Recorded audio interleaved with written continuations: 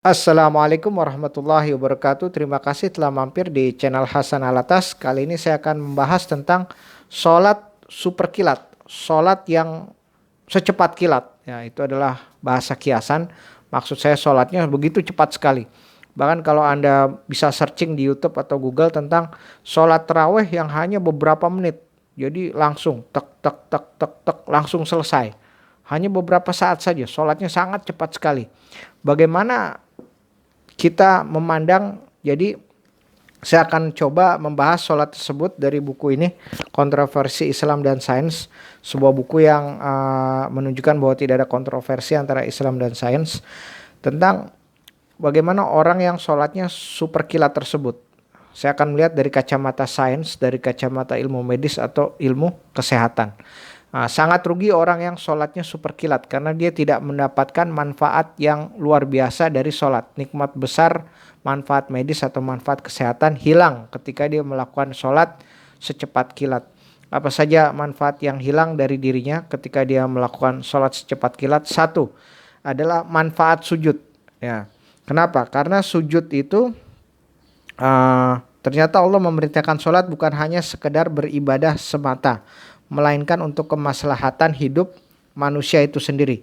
Menurut Profesor Hembing, jantung hanya mampu memompa darah sebanyak 20% ke bagian otak, sedangkan 80% lainnya hanya dapat dilakukan lewat sujud atau sholat. Dengan demikian seharusnya kita bersyukur kepada Allah telah diperintahkan sholat, ya. Jadi ketika sholat, ada bagian saraf yang berada dalam otak ternyata tidak bisa teraliri oleh darah kecuali orang tersebut dalam keadaan sujud atau sholat. Nah, posisi jantung yang letaknya berada di dada tidak cukup kuat memompa darah untuk sampai ke seluruh bagian otak. Nah, posisi sujud yang menempatkan kepala berada di bawah dan jantung berada di atas membuat darah mengalir dengan deras ke seluruh bagian otak, seperti mobil yang bergerak pada jalan yang menurun. Ya, akan melaju dengan cepat walaupun tidak digas. Untuk itu manfaat sujud secara tumak ninah atau tertib. Nah, manfaat ini tidak dapat ketika orang tersebut sholat secepat kilat. Dan juga manfaat ruku. Ruku memperlancar aliran darah dan getah bening ke leher oleh karena sejajarnya letak bahu dengan leher. Aliran akan semakin lancar bila ruku dilakukan dengan benar. Ya, bila dilakukan dengan benar, tidak terburu-buru atau secepat kilat, yaitu meletakkan perut dan dada lebih tinggi daripada leher. Ruku juga mengempiskan pernapasan. Pelurusan tulang belakang pada saat ruku berarti mencegah terjadinya pengapuran. Selain itu, ruku adalah latihan kemih atau buang air kecil untuk mencegah keluhan prostat. Pelurusan tulang belakang akan mengempiskan ginjal, sedangkan penekanan kandung kemih oleh tulang belakang dan tulang kemaluan akan melancarkan kemih. Getah bening fungsi utama atau limfa fungsi utamanya adalah menyaring dan menumpas kuman penyakit yang berkeliaran di dalam darah. Jadi ruku yang benar, ruku yang tumak ninah bermanfaat untuk kesehatan. Dari buku ini, ya. Dan rugi benar orang yang sholat secepat kilat tidak lagi mendapat manfaat ruku, ya. Kemudian sholat duduk di antara dua sujud dapat mengaktifkan kelenjar keringat karena bertemunya lipatan paha dan betis sehingga dapat mencegah terjadinya pengapuran.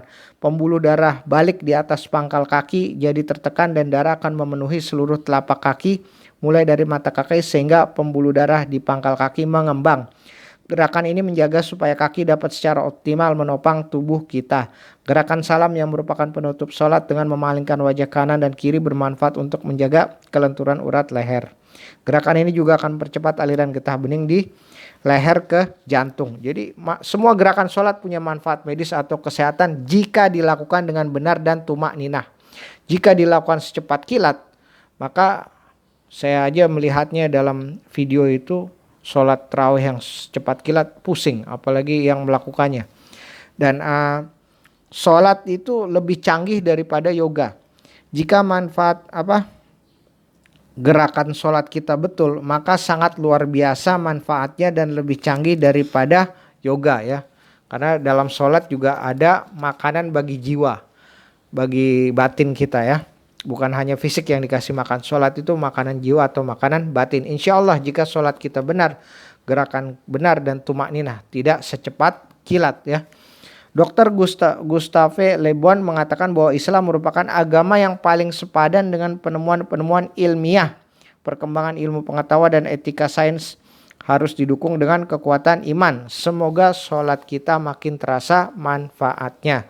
Semoga kita di dalam bulan Ramadan juga sholat tarawih kita mudah-mudahan kita tidak secepat kilat dan tumakninah dengan benar, juga sholat 5 waktu kita. Terima kasih telah menyaksikan. Mohon maaf jika ada salah kata. Wassalamualaikum warahmatullahi wabarakatuh. Semoga bermanfaat.